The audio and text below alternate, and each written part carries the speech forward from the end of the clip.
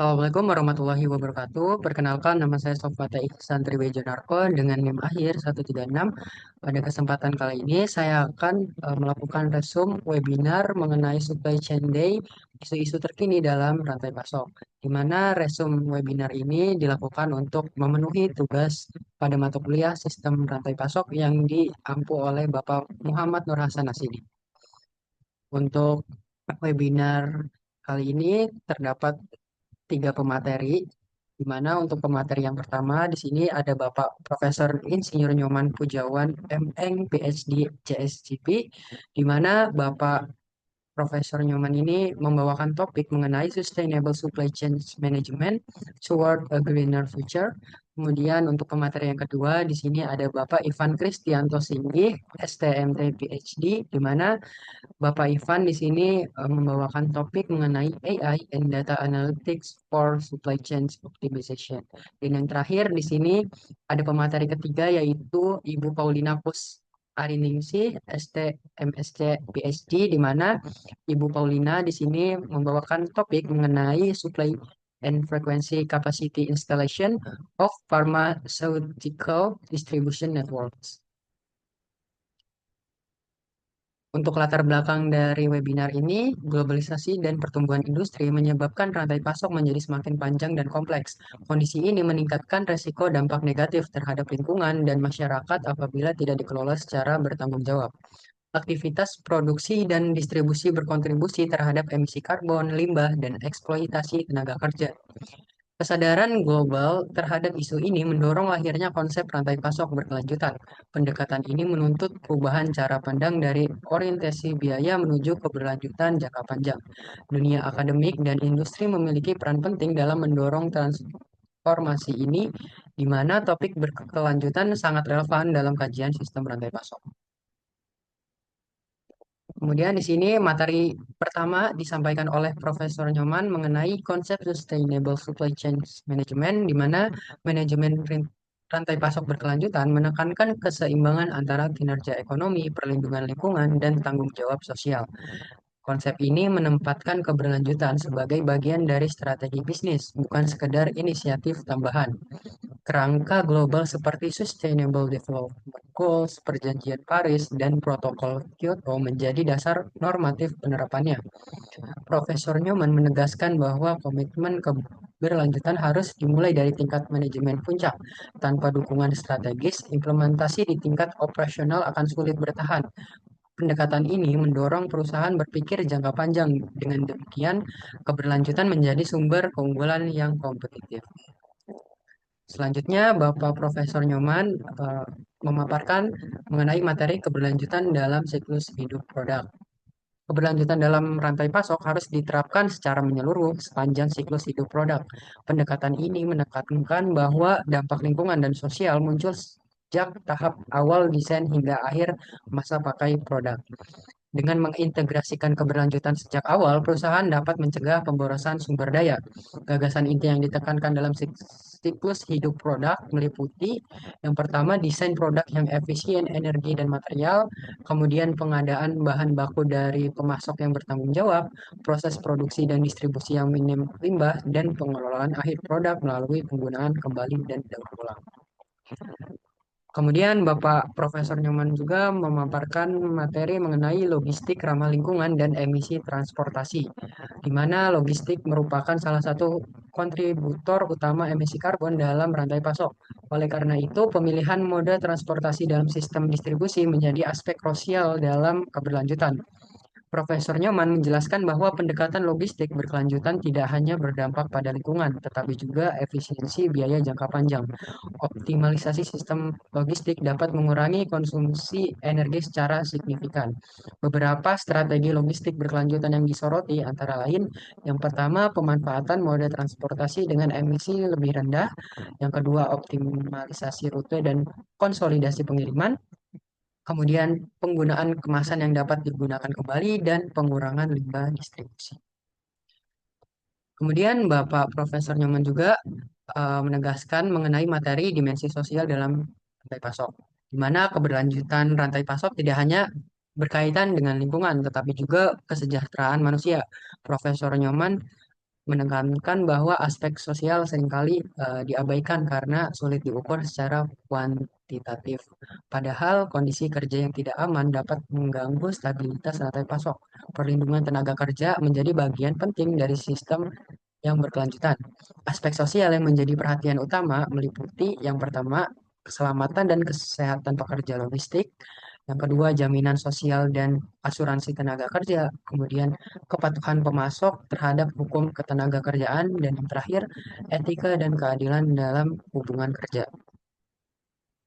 Selanjutnya, materi dilanjutkan oleh Bapak Ivan Kristianto Singgi, di mana Bapak Ivan memaparkan materi mengenai transformasi digital dan industri 5.0, di mana transformasi digital mengubah secara fundamental cara rantai pasok dirancang dan dikelola. Dr. Ivan Kristianto Singgi menjelaskan bahwa pergeseran menuju industri 4.0 ditandai oleh pemanfaatan big data dan analitik waktu nyata. Fokus tidak lagi hanya pada otomasi, tetapi pada pengambilan keputusan berbasis data.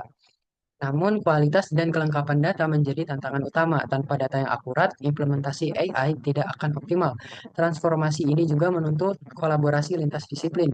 Digitalisasi menjadi fondasi rantai pasok yang modern. Selanjutnya, di sini Bapak Ivan juga menegaskan mengenai artificial intelligence dalam optimasi rantai pasok, di mana artificial intelligence atau AI memungkinkan analisis kompleks yang sulit dilakukan dengan metode konvensional. Dr. Ivan menjelaskan bahwa AI membantu meningkatkan akurasi peramalan dan efisiensi operasional. Teknologi ini memanfaatkan data dalam jumlah besar untuk mendukung keputusan strategis. Implementasi AI juga memperluas visibilitas di sepanjang rantai pasok. Penerapan AI dalam rantai pasok meliputi peramalan permintaan berbasis machine learning, kemudian optimisasi rute distribusi, manajemen inventaris yang adaptif, dan segmentasi dan klasifikasi pelanggan.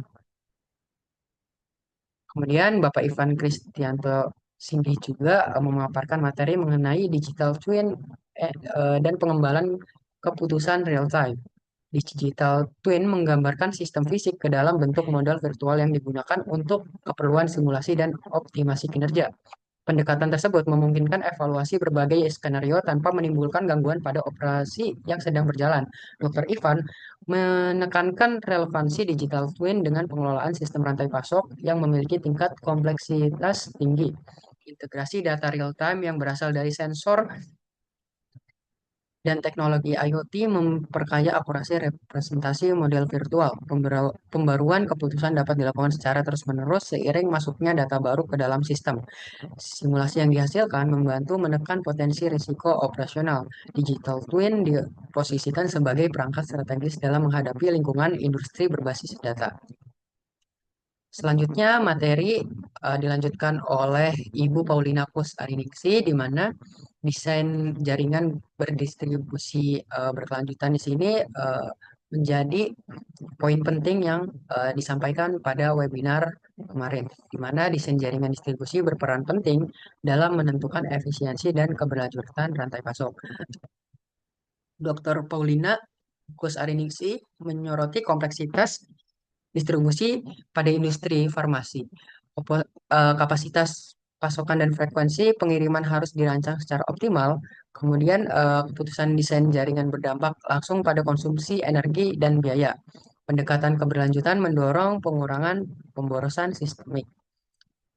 Aspek yang ditekankan dalam desain jaringan meliputi keseimbangan kapasitas dan frekuensi distribusi, efisiensi energi dan material, kepatuhan terhadap regulasi, dan pengurangan risiko gangguan distribusi. Kemudian Ibu Paulina Kusariningsi juga menekankan terkait inovasi industri dan praktik keberlanjutan, di mana inovasi dalam sektor industri memperlihatkan bahwa tujuan keberlanjutan dapat dicapai melalui penerapan desain dan teknologi yang tepat. Dr. Paulina menjelaskan contoh transformasi menuju produk yang lebih hemat energi itu serta dirancang agar mudah didaur ulang. Industri tekstil muncul sebagai ilustrasi inspiratif melalui penerapan sistem pengolahan air limbah yang lebih bertanggung jawab. Praktik tersebut menunjukkan bahwa pemanfaatan sumber daya secara efisien mampu memperbaiki kinerja lingkungan sekaligus memberikan keuntungan secara ekonomi. Inovasi berorientasi keberlanjutan turut memperkuat posisi kompetitif perusahaan di pasar. Pendekatan tersebut mengubah cara pandang terhadap keberlanjutan sebagai sesuatu yang menambah nilai strategis. Keberlanjutan dipahami sebagai peluang untuk mendorong pertumbuhan dan keunggulan secara jangka panjang. Untuk kesimpulan dari webinar tersebut menekankan bahwa sistem rantai pasok di masa mendatang perlu memadukan prinsip keberlanjutan dan teknologi digital secara terpadu. Penerapan konsep berkelanjutan menjaga agar aktivitas ekonomi tetap berjalan tanpa menimbulkan dampak negatif terhadap lingkungan dan masyarakat. Pemanfaatan kecerdasan buatan serta analitik data memperkuat kemampuan sistem dalam beradaptasi dan meningkatkan efisiensi operasional. Pandangan yang disampaikan oleh para narasumber membentuk pemahaman yang saling melengkapi sebagai satu kerangka yang utuh. Mahasiswa dan praktisi perlu melihat rantai pasok sebagai sistem yang memiliki peran penting strategis bagi organisasi. Materi yang diperoleh dari webinar tersebut memiliki keterkaitan langsung dengan tantangan industri pada masa yang akan datang. Rantai pasok berkelanjutan yang didukung pengolahan data dipandang sebagai kebutuhan penting dalam menghadapi dinamika industri modern. Mungkin cukup sekian resum webinar yang bisa saya sampaikan. Terima kasih. Wassalamualaikum warahmatullahi wabarakatuh.